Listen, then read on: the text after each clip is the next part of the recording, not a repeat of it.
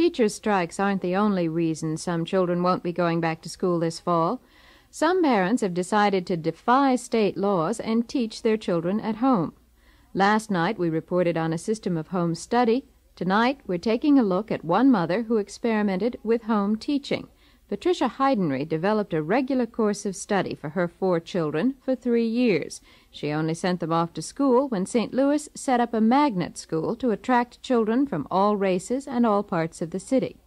Patricia Heidenry talks about her experiences with NPR's Cokie Roberts. As a mother, I'm curious about how you basically stood it all day. You didn't have any independent life apart from your life as the children's mother and teacher. How was that? I didn't. I sometimes wonder how I did it, and that it didn't bother me. I enjoyed that time very, very, very much. And I kind of miss it. It was, in a way, idyllic. And our youngest now, who's 7.5, has gone through the school business. She started when she was 6 in the first grade. And I regret that she has not had the same time at home with that kind of an experience that the other children had. Now you are, as you say, independent. You're in a full-time working situation. Would you do it again now? Would you give up your independence now? I don't know. I've asked myself that. I don't think I would, because I think everyone's lives progress.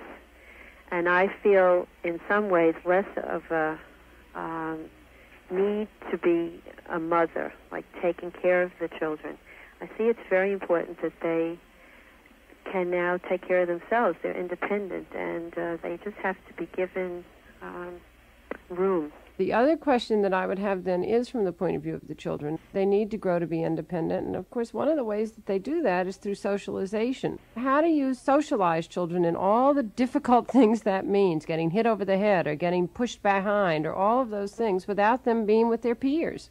Well, you know, the funny thing there is that quite a few people said that to me, but first of all, they were in the basic social unit, which was the family, and then they were with older people. Their grandfather is very close to us in St. Louis, and they have an 87-year-old aunt.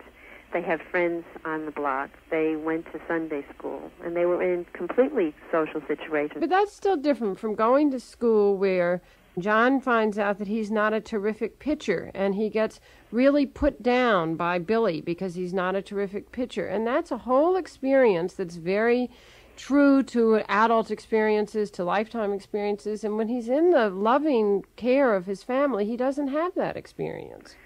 Well, that may be true, and he's now having those experiences, and he doesn't seem to be having any problems with them. So, no, I don't know how detrimental his being home and away from that kind of situation was. But suppose he had never gone to school. He would still be playing. He would still have cousins his age that he sees very often. I just don't. And the school is a very unnatural environment. One thing that bothers me about school is the fact that children don't talk very much to one another while classes are going on, and they still seem to be walking around on lines, and that's very unnatural. I don't know if that's if children should be put through bad school situation just so they can be socialized.